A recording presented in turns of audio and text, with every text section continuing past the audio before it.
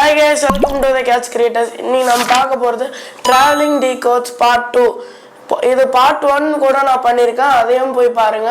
அதுவும் சூப்பரா இருக்கும். லைக் பண்ணுங்க, ஷேர் பண்ணுங்க, மறக்காம கமெண்ட் செக்ஷன்ல கமெண்ட் பண்ணுங்க. பெல் பட்டனை தட்டி விட்டுருங்க. இந்த வீடியோ ஃபுல்லா பாருங்க. முடிச்சிட்டு அப்படியே போயிடாதீங்க. ஸ்கிரீன்ல ஒரு வீடியோ தெரியும். அதையும் பாருங்க. இப்ப இருக்கிற யங்ஸ்டர்ஸ்க்குலாம் ரொம்ப பாலியை ரொம்ப பிடிச்சி போயிருக்குன்னா அங்க இருக்கிற பப்பா இருக்கட்டும், அதுக்கப்புறமா அங்க இருக்கிற லேண்ட்ஸ்கேப்ஸ், கஃபேஸ், லொக்கேட்டா இருக்கிற விதம் வந்துட்டு அவங்களுக்கு பிடிச்சிருக்குன்றதுனால தான் அந்த பாலி வந்துட்டு ரொம்ப ஃபேமஸாவே இருக்கு. இதே மாதிரி இந்தியால இருந்து 1 hour டிராவல்லயே இன்னொரு இடம் டெஸ்டினேஷன் ரெடி ஆயிட்டு இருக்கு ஸ்ரீலங்கால. அது பேர் தான் அலுங்காமா. ஸ்ரீலங்கால இருந்து கொழும்பு ஏர்போர்ட்டுக்கு வந்துட்டு 2 hours, அதுக்கப்புறமா கோலுக்கு வந்துட்டு டிராவல் மினிட்ஸ் வந்துட்டு 30 minutes தாங்க. அங்க இருக்கிற வில்லாஸ், ஹோட்டல்ஸ், முக்கியமா அங்க இருக்கிற கேஃபேஸ், அதுவும் இல்லாம சர்ஃபிங்லாம் பண்றாங்கள அவங்களுக்கு வந்துட்டு இது ஒரு பாரடைஸ்னே சொல்லலாம். அதுவும் இல்லாம இது எல்லாமே வேர்ல்ட் கிளாஸா சூப்பரா பயங்கரமா இருக்கு. ஒரே இடத்துல வந்துட்டு நிறைய வச்சிருக்காங்க. ஆக்சுவலி பாலியில வந்துட்டு இருக்கிற டூரிஸ்டர் எல்லாமே லேப்டாப்ஸ் வச்சு அங்கேயே தங்கி ஒர்க் பண்ணுவாங்க. அதே இல்லாம அங்க இருக்கிற மாதிரியே அகங்கம்ல வந்துட்டு ஷிஃப்ட் ஆயிட்டு அதே மாதிரி வந்துட்டு ஒர்க் பண்றாங்க.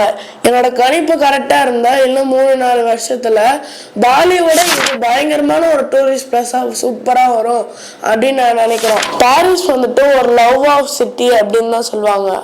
ஆனா ஆர்ட் லவருக்குலாம் வந்துட்டு இது ஒரு சூப்பரான சிட்டி.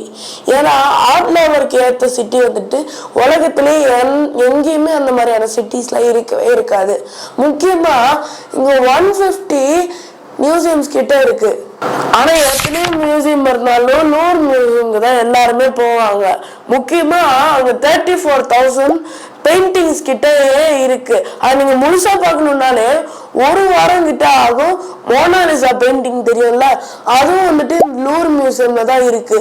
நீங்க போனீங்கன்னா அங்கேயேதாங்க இருக்கும். இங்க பார்க்காத பெயிண்டிங்லாம் வந்துட்டு 4 லட்சம் பெயிண்டிங் கிட்ட அவங்க வச்சிருக்காங்க.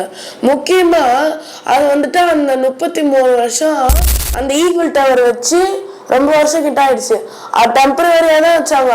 ஆனா இப்போ அதனாலே வந்துட்டு மோஸ்ட் விசிட்டிங் பிளேஸாவே அது மாறிடுச்சு. வெஜிடேரியன்ஸ் வந்துட்டு எப்பயுமே அப்ராட் டிராவல் பண்ணும் போது ஒரு பெரிய பிரச்சனை என்னதுன்னா அவங்க வந்துட்டு வெஜ் ஹோட்டல்ஸே நிறைய கண்டுபிடிக்கணும். அதனால வந்துட்டு 5 ஆப்ஸ் இருக்கு. இந்த 5 ஆப்ஸ்லயும் வந்துட்டு நீங்க செக் பண்ணி பாத்தீங்கன்னா எல்லாமே வெஜ் ஹோட்டல்ஸா இருக்கும்.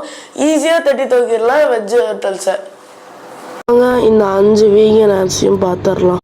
Number 1 Veg Man, Number 2 Happy Cow, Number 3 Veggie Passport, Number 4 Vanilla Bean, Number 5 Vegan Maps. நீங்க கூகுள்ல போயிட்டு யூரோப்னு சர்ச் பண்ணீங்கன்னா 60% ஆஃப் இமேஜ் வந்துட்டு ஆஸ்திரியா பத்தி தான் வந்துட்டு அந்த இமேஜ் பத்தி தான் வரும். ஏன்னா ஒன் ஆஃப் தி சூப்பரான பிளசண்டான கண்ட்ரினா அது இதுதான். இது வந்துட்டு ரொம்ப குட்டி நாடு. இதுக்கு பக்கத்துல வந்துட்டு 8 கண்ட்ரி கிட்ட இருக்கு. நீங்க அந்த கண்ட்ரியா வழியா வந்து இந்த கண்ட்ரிக்கு போகலாம். ரொம்ப சூப்பரா இருக்கும் இந்த கண்ட்ரி. ரொம்ப டாலஸ்ட் வாட்டர் ஃபால்ஸும் இந்த ஆஸ்திரியால தான் இருக்கு. ரொம்ப ஓல்டஸ்ட் ஜூவும் இந்த ஆஸ்திரியால தான் இருக்கு. முக்கியமா நீங்க வந்துட்டு இந்த ஊரோட மொத்த பிரசன்ட்டும் உங்களுக்கு வேணும்னா நீங்க வந்துட்டு மலைக்கு மேல ட்ரெயின் போவோம். அதுல நீங்க போயிட்டீங்கன்னா பயங்கரமா இருக்கும். டவர் உள்ளெல்லாம் போகும். முக்கியமா கேவ் உள்ளெல்லாம் போயிட்டு சூப்பரா இருக்கும். ரொம்ப பெரிய எக்ஸ்பீரியன்ஸா இருக்கும். சூப்பராகவும் இருக்கும். யூரோப்லயே இந்த மலைக்குள்ள போற ட்ரெயின் வந்துட்டு ஆஸ்திரேலியாவை கண்டுபிடிச்சிருந்தாங்க. அது வந்துட்டு நீங்க மொத்தமாவே அந்த நாட்டை வந்துட்டு சூப்பரா எக்ஸ்பீரியன்ஸ் பண்ணணும்னா நீங்க வந்துட்டு கிறிஸ்மஸ் டைம் அப்போ போனீங்கன்னா ரொம்ப பிளசண்டாகவும் சூப்பராகவும் டெக்கரேஷன்ஸ் பண்ணி வச்சிருப்பாங்க. நிறைய பேர் UK விசா வாங்கிட்டு இங்கிலாந்துல சுத்தி பார்த்துட்டு வந்துடுவாங்க. அதை விட 1000 times அழகா இருக்கிறது தான் வந்துட்டு ஸ்காட்லாந்து. சூப்பரா இருக்குங்க அந்த இடம். அதுவும் இல்லாம ஒரு பேலஸ் வேற இருக்கும். ரொம்ப ஷார்ப் அண்ட் சூப்பரா இருக்கும். அது வந்துட்டு ஒரு தனி எக்ஸ்பீரியன்ஸ். அந்த ஸ்டெப்ஸ் எல்லாம் வந்துட்டு கோவில் ஸ்டோன்ஸ்ல வந்துட்டு மேக் பண்ணிருப்பாங்க. முக்கியமா இந்த ரோட்ல வந்துட்டு இந்த நாட்டோட ரோடு வந்துட்டு ரொம்ப பெருசாவும் இருக்கும்.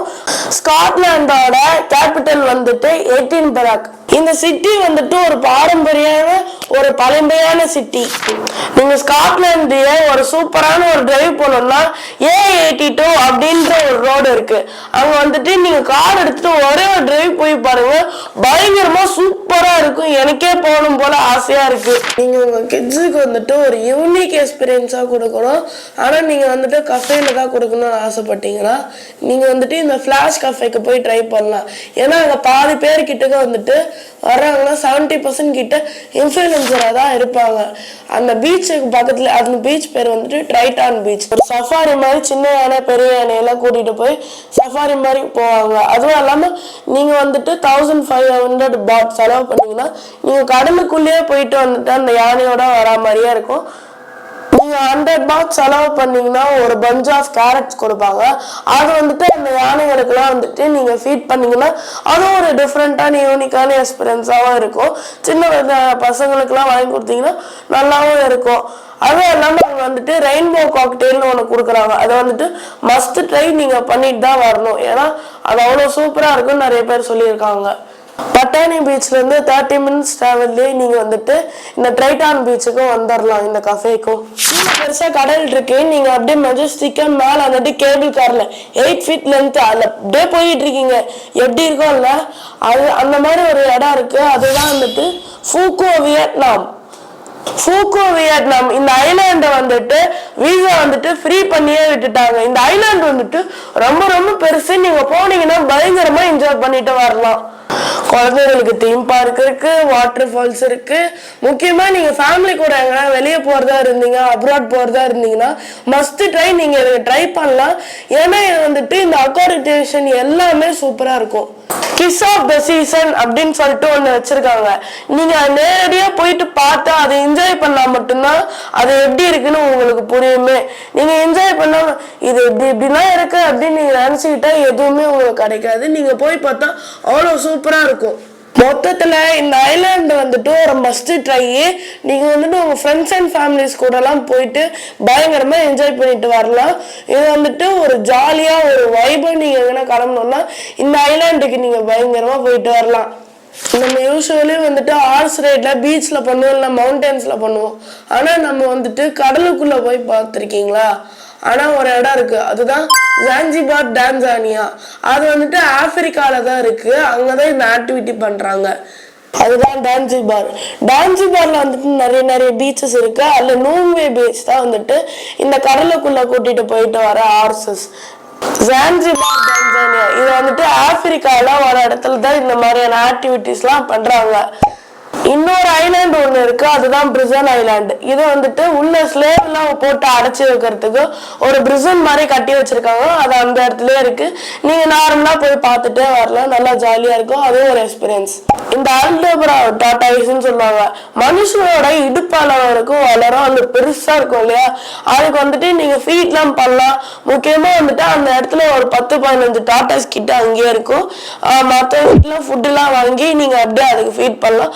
அதுவும் ஒரு தனி விதமான ஒரு எக்ஸ்பீரியன்ஸ்னு சொல்லலாம். ஜான்சிபார்ல நிறைய பீச்சஸ் இருக்கு. ஆனா நான் சொல்றது வந்துட்டு நூன்வே பீச்சஸ்ல தான் வந்துட்டு இந்த குதிரைங்க தண்ணிக்குள்ள போயிட்டு வர அந்த ரைடிங் வந்துட்டு அங்கதான் கிடைக்கும். சவுத் கொரியா போறாங்கன்னா அவங்க வந்துட்டு ஷியான் இல்லைன்னா புஷான் அங்கதான் வந்துட்டு பிளான் வச்சுட்டு அங்கதான் கவர் பண்ணலாம் அப்படின்னு போவாங்க. ஆனா நான் ரெஃபர் பண்றது வந்துட்டு ஜூஜு ஐலாண்டு. இந்த ஜூஜு ஐலாண்டே வந்துட்டு வால்கானிக் எரப்ஷன் இதனால்தான் வந்துட்டு இந்த ஜூஜு ஐலாண்டே வந்தது. அதுவும் இல்லாம இங்க ஹலாசன் அப்படின்ற ஒரு மவுண்டனும் இருக்கு.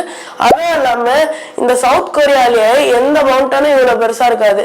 இது வந்துட்டு இந்த ஜூஜு ஐலாண்ட்ல தான் பார்க்கவே முடியும். ஏன்னா இது வந்துட்டு சவுத் கொரியாலே ரொம்ப ரொம்ப பெரிய மவுண்டனுங்க. இது அங்க மட்டும்தான் பார்க்க முடியும். இப்ப நம்ம பார்க்க போறது வந்துட்டு ஹேன்யூ மியூசியம். இது வந்துட்டு டெய்லியும் 2 o'clock ஈவினிங் 2 o'clock வந்துட்டு அவங்க பாரம்பரியமான ட்ரெஸ்ஸை போட்டுட்டா அவங்க பாரம்பரியமான டான்ஸ் ஆடிக்கிட்டே இருப்பாங்க. இது டெய்லியும் நடக்கிற ஒரு விஷயம் தான். நெக்ஸ்ட் இன்னொரு வகையான ஒரு விஷயம் தான் யுனெஸ்கோ டைட்டில் 3 வந்துட்டு இந்த ஜூஜு ஐலாண்ட்ல தான் இருக்கு. அவங்க நிறைய ஸ்டாச்சூஸ் இருக்கும். அது வந்துட்டு அவங்களுக்கே தெரியாது. அவங்க கிட்ட கேட்டா கிராண்ட் ஃபாதர் ஸ்டாச்சூஸ் அப்படின்னு தான் சொல்லுவாங்க. இந்த சவுத் கொரியாவுக்கு போனீங்கன்னா ஜூஜு ஐலாண்டை மிஸ்ஸே பண்ணிடாதீங்க. போய் என்ஜாய் பண்ணிட்டு வாங்க. லைக் பண்ணுங்க, ஷேர் பண்ணுங்க, மறக்காம சப்ஸ்கிரைப் பண்ணுங்க, பெல் பட்டனை தட்டி விட்டுருங்க. டைம்ல கிடைச்சா அங்க எங்கன்னு போயிட்டு வாங்க, வீட்டுக்குள்ளேயே இருக்காதுங்க. முக்கியமா இந்தியாவை பத்தி நான் போடுறேன், இன்டர்நேஷனல் பத்தி நான் போட்டேன் இல்லையா, இந்தியாவை பத்தி போடுறேன், அந்த வீடியோவும் பாருங்க. அது இல்லாம நான் போட்ட வீடியோஸையும் கொஞ்சம் பாருங்க, எங்களுக்கு கொஞ்சம் சப்போர்ட் கொடுங்க. பாய், அடுத்த வீடியோவை சந்திப்போம்.